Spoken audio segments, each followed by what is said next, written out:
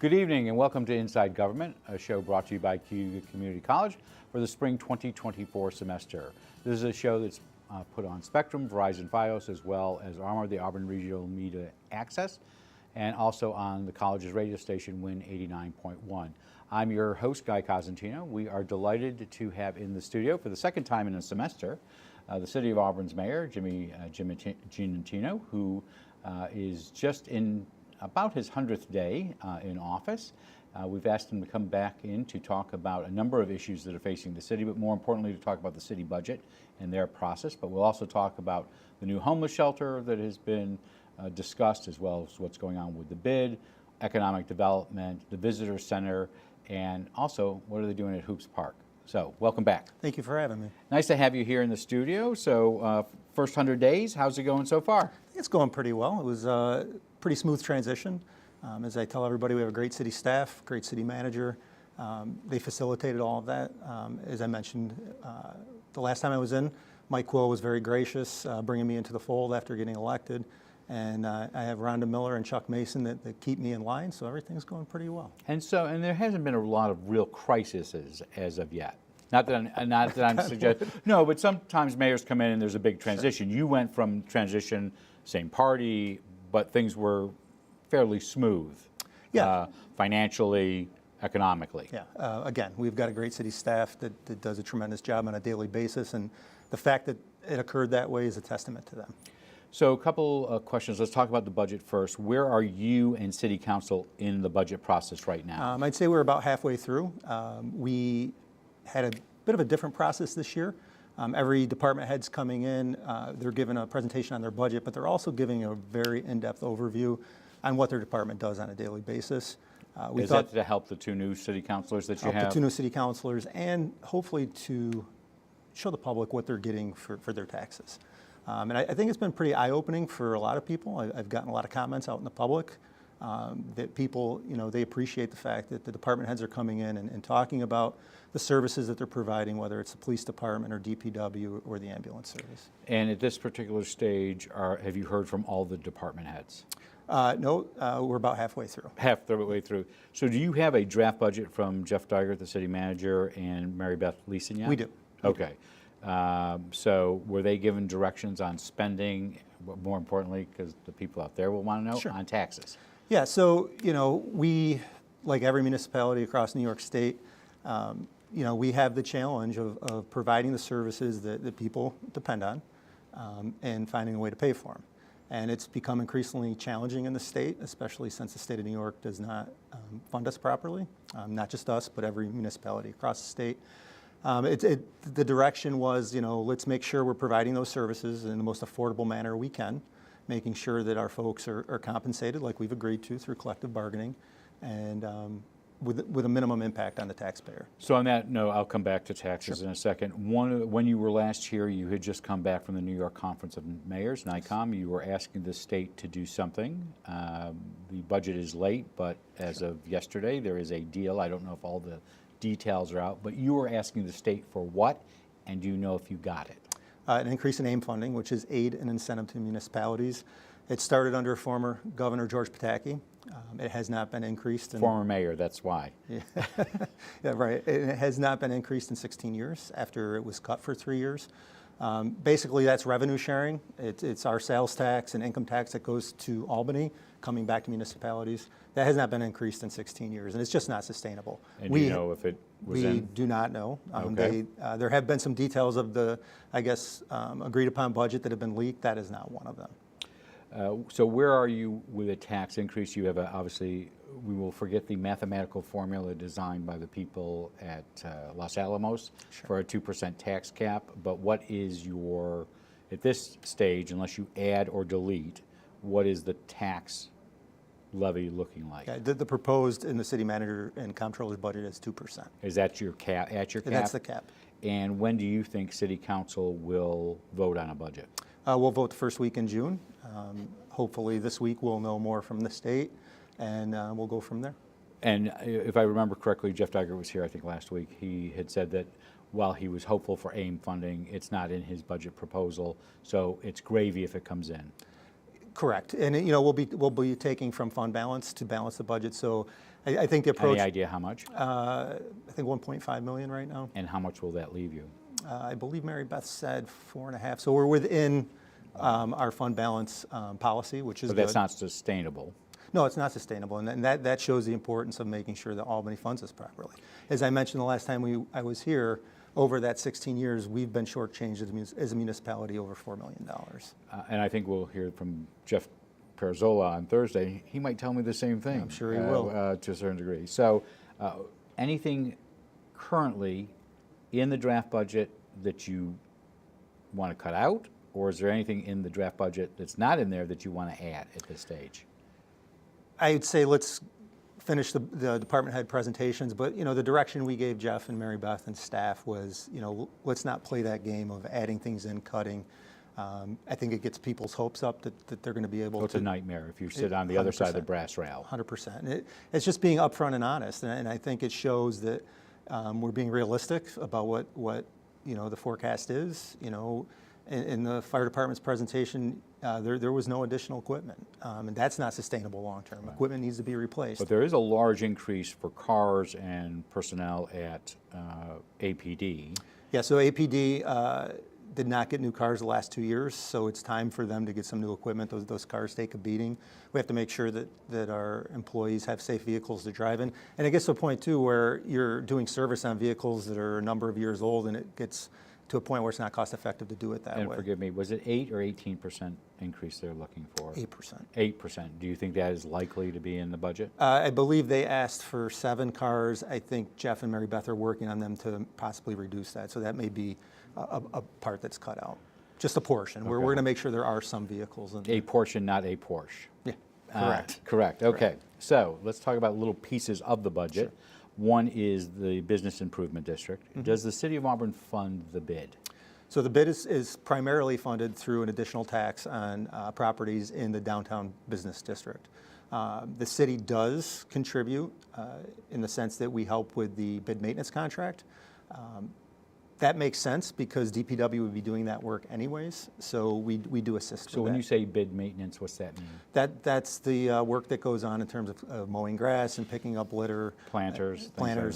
Throughout the downtown business district. Does the bid operate the visitor center on behalf of the city? No, the City of Auburn operates the visitor center. Okay, so you don't have the bid is housed in there. Okay. Yep. Until you became mayor, you were on the bid board, correct? That is correct. Who replaced you? Chuck Mason, city clerk. So I want to get into, I know Stephanie DeVito, the longtime executive director, has left. Yes. I'm not going to get into that because she is not a city employee, or was not a city employee, That's correct. But there is a question that is going around. You just said the bid collects tax dollars. So as far as you're concerned, it is a government entity. Am I correct? I do believe it is a government entity. So the big issue that is occurring right now, at least in a fight between the bid Sure. and the citizen, is over some release of some documents. I believe the bid contends, they are not a public entity. Sure. You are, in one of your other roles as mayor, I'm assuming still, the chief appeals officer for FOIAs for Freedom of Information requests. Correct. For the city. Have you done one of those yet? I have not. Oh, they're fine. Yeah. You'll love it. Just give them everything, because in the end you're going to lose. And that's my philosophy. Right. So it will tick off people on city staff, but it's the right thing to do. Mm-hmm. Do you think, looking at this now as an outsider, that the bid should be giving those documents because they are a public entity?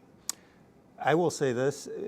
I believe public entities should disclose documents. In this specific case, I really don't want to comment because I know there are lawyers involved right now, and I know the citizen has filed a lawsuit. Mm-hmm. Hopefully they can all settle that amicably and move on from there.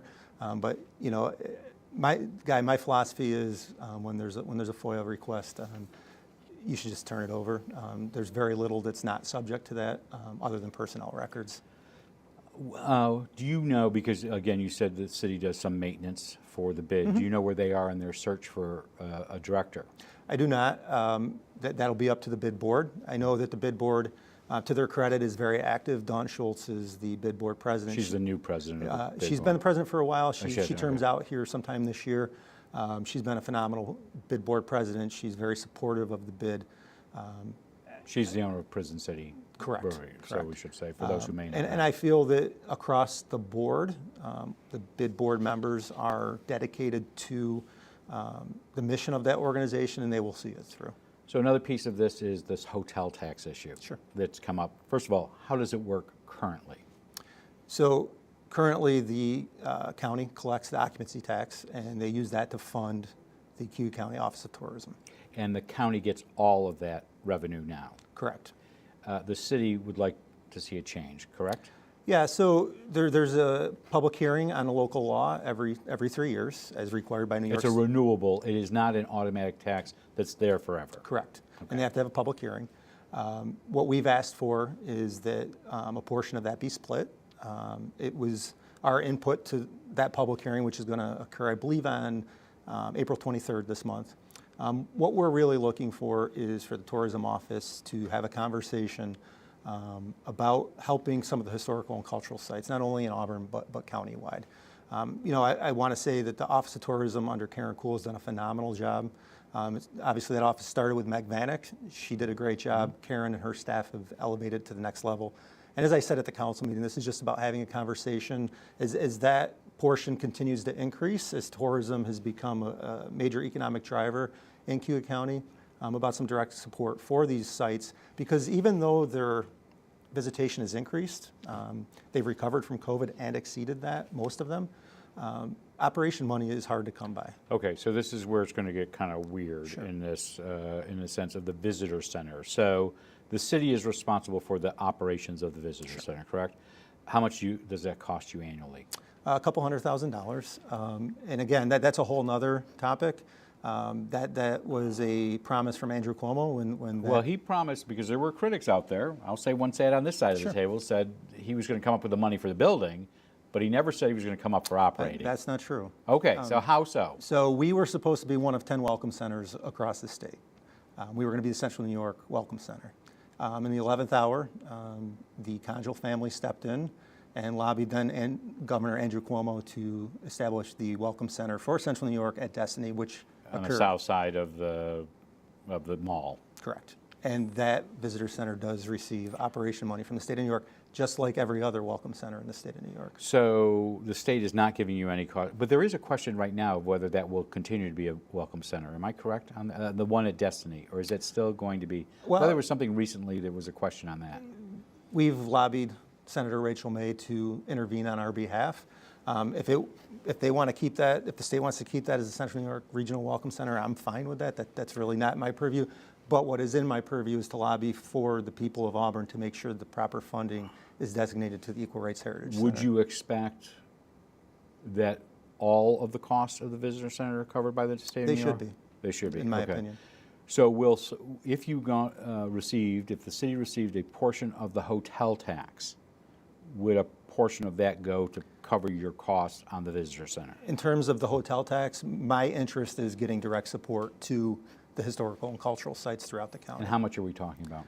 If you did a 50-50 split as of last year? I believe it was $250,000. And how would you distribute that? Not so much how much per dollar. Yeah. What would be the process for distribution? I'm interested in having the Office of Tourism oversee that. That way you don't even have to change the local law. Let the tourism office work with the sites, and maybe on a sliding scale, take a percentage of what that tax is. So critics of the city's proposal say this will hurt county tourism. Right, and that's the last thing we want to do. And I had a meeting with Karen Kuhl yesterday, and the president of the tourism board and Chair Aileen McNabb Coleman, and we're talking through it. The last thing we want to do is hurt the Office of Tourism. They've done a phenomenal job, not only marketing Auburn, but all of Cayuga County. And the results are proof in themselves. So usually on these processes in Albany, it does need the support of the local legislators. So I know John Lamondis, the assemblyman, has been in. Obviously, you said you've talked to Rachel May. I'm assuming she'll be here hopefully on next Thursday. Sure. Are they supportive of the split, or they have not given you an idea? The split is totally separate. We're actually asking for home rule to institute an occupancy tax in the city of Auburn, in addition to what's there. Rachel May's office has been supportive of that. So would it be two separate taxes? The one that is currently in place, keeping that, and all that money goes to county tourism, and then a hotel tax that's separate for just the city of Auburn. Correct. And it's So there is no cut in reality to what the county gets. No, there would be no cut. Okay, because it's being portrayed in some. Well, there's two separate topics. Okay. It's working with the county to take the existing tax and to get some direct support to the historical and cultural sites. And So you want to reprioritize the county spending? No, I don't want to reprioritize. I just want to have a conversation with them Okay. about giving some direct support to those sites. But you still need, is the city of Auburn still supportive of renewing the county occupancy tax? Is it currently structured? Yeah, I'm supportive of whatever the county decides. Okay. The other issue that's coming up, has been both your planning and zoning boards have been dealing with the issue of a homeless shelter. Just as a matter of disclosure, I'm married to somebody who will be is not part of the building of this, but Sure. Her agency will be running part of the operation afterwards. Where does everything stand right now? So the project is a county-run project. So they're coming up with $1 million. Is the city coming up with any money? No. Okay. It is a county project. Cayuga County, like every other county across New York State, is tasked by law from New York State with providing housing for the unhoused. It is a problem that has exasperated itself not only in Cayuga County, but across the state. So this is a Well, county. across the nation. Yes, to be fair, across the I nation. mean, there's Supreme Court cases now about whether you can kick homeless people out of municipal parks. Yeah, that's a good point. It is a nationwide problem, just not a New York State problem. So the county, being taxed with that, has worked with Housing Visions out of Syracuse to construct an emergency homeless shelter. There's some confusion out in the community. People think that it's a project that is being run by the City of Auburn. It has to go through City of Auburn processes, such as the zoning board or the planning board, depending on the location that is proposed. And that's what's been occurring. The original location was on Grand Ave, which is the site of an existing homeless shelter. That is run by Chapel House It's run by currently. Chapel House currently. And they would not be the operator of a new facility that would be built there. Correct, it would be Rescue Mission. So let me ask you a more basic question, because I know some people have come to city council Sure. as late as last week. Sure. So is homelessness an issue for Auburn? First, that's part A. Sure, absolutely.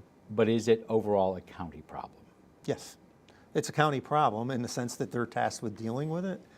But, I mean, let's be frank, it's a human problem. These are human beings. We all have a responsibility to make sure that they're cared for, not only cared for, but put in touch with the services that can help them get back on the track to self-sustainability. So some critics out there, I think that, I won't say where they've said it, but they've come out and said that by doing this, Cayuga County will now become a magnet for homelessness. If you build a shelter, more homeless people will come here.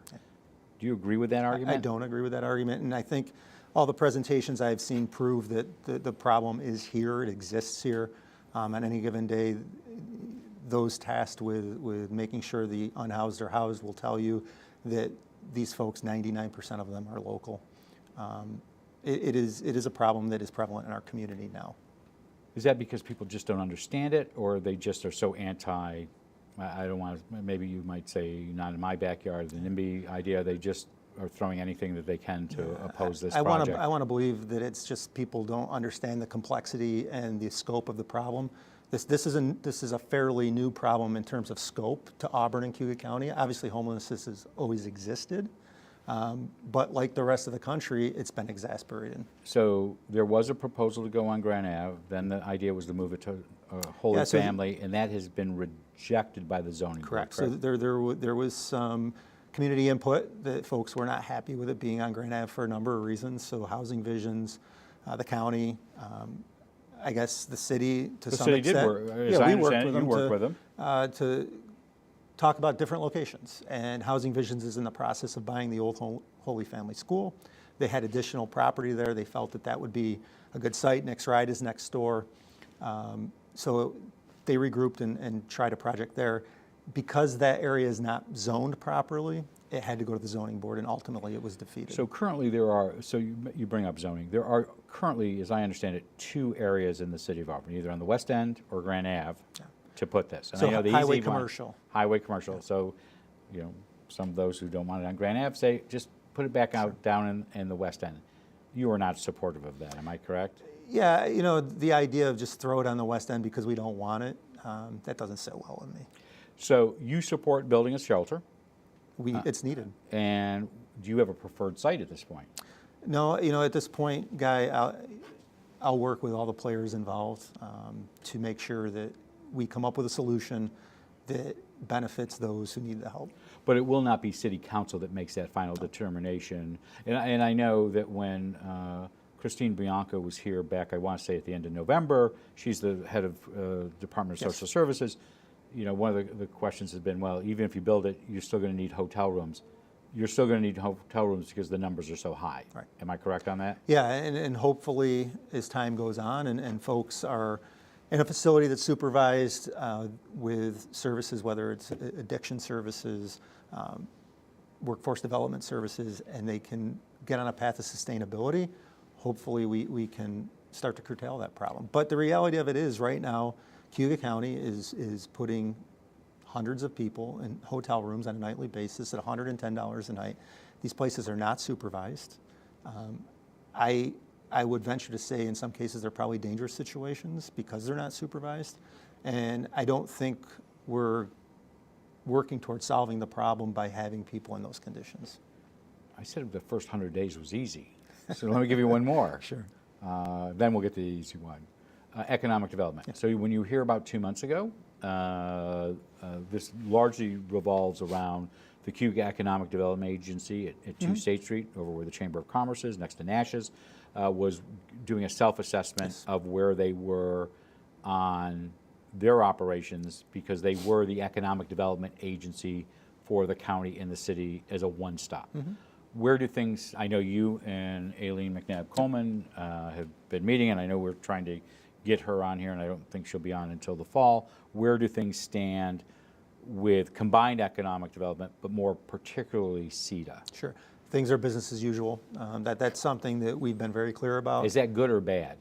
Good in the sense that people have a place to call. Okay. Right? Like if somebody... So somebody's answering the phone. Somebody's answering the phone, and if somebody called tomorrow and wanted to put a factory at Bombardier, there would be somebody to point them in the right direction and make sure that that process moved forward. The report that CEDA commissioned from Camoin is complete. I know that the CEDA board is working on getting briefed on that. Have you seen the report? I have not seen the report. I don't think anybody outside of the CEDA board has seen that report yet. Do you think other people will see the report other than CEDA members? I'm not sure on what that process is going to be yet. I don't know that I'll see the full report. I would at least like, you know, an overview of what the report is saying. So when you say they did a self-assessment, what does that mean for those who may not know the vernacular? Yeah, so a number of people were interviewed by Camoin and Associates, including myself, asked what our opinion of CEDA is and successes, failures, what we view is viable economic development going forward, all those kinds of questions. So the bigger issue besides CEDA, what is needed economic development-wise locally? Right.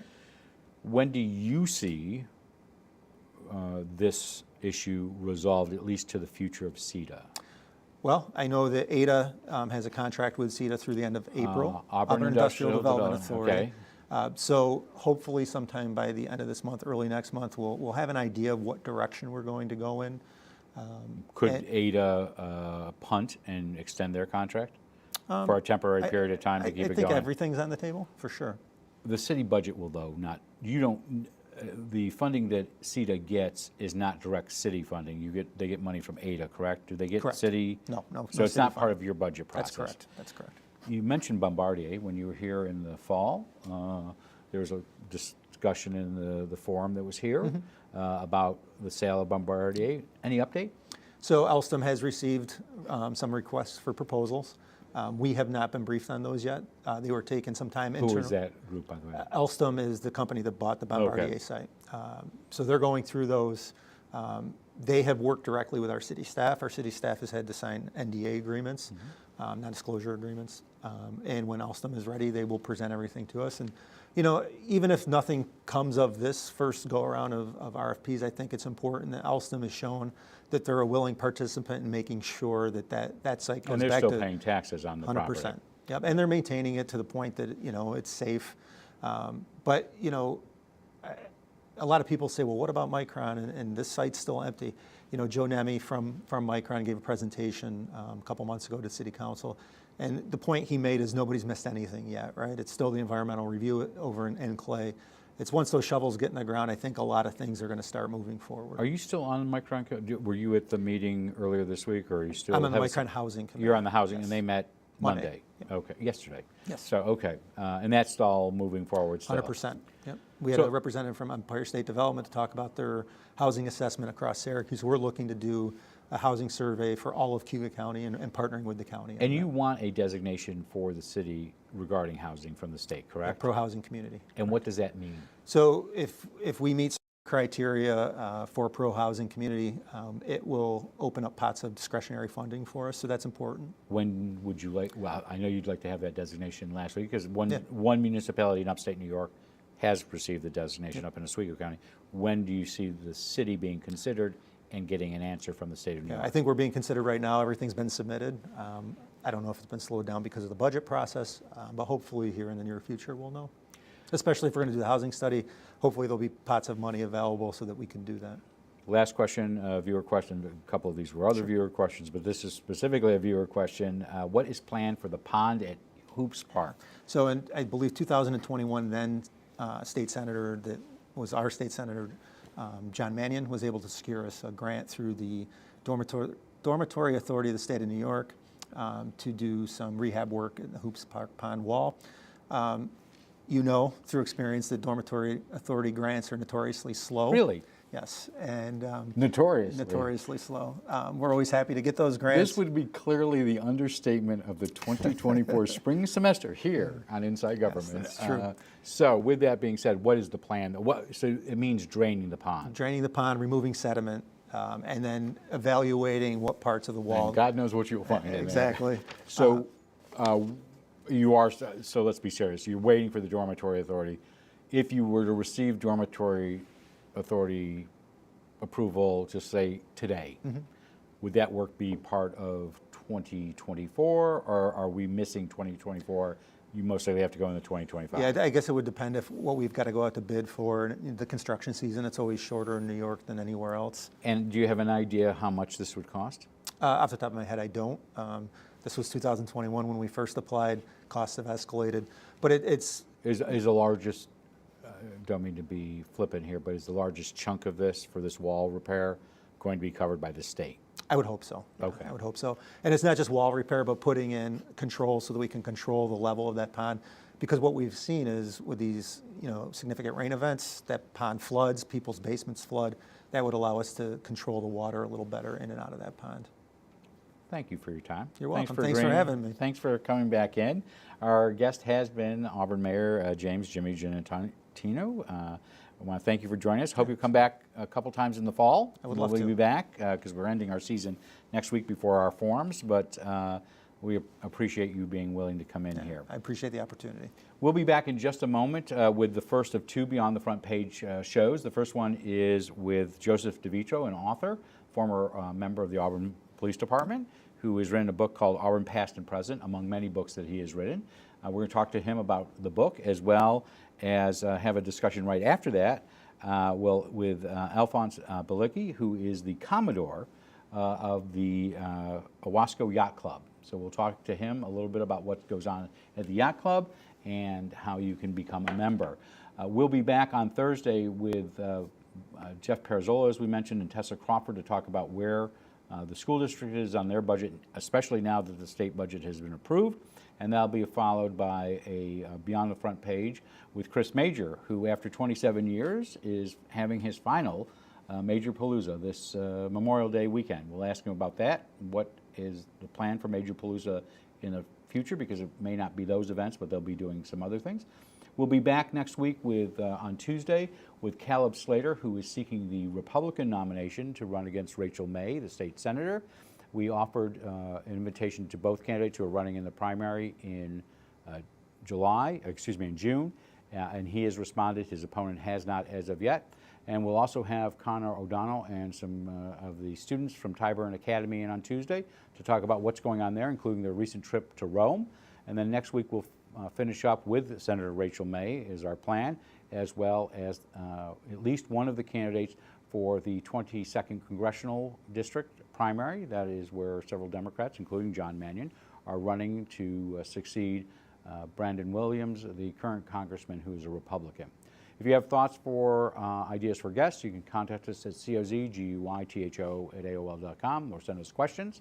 But otherwise, we'll be back after the next 6 shows with our Auburn School Board Forum on May 7th, where Robert Harding will be asking the questions of the candidates, and I'll be moderating.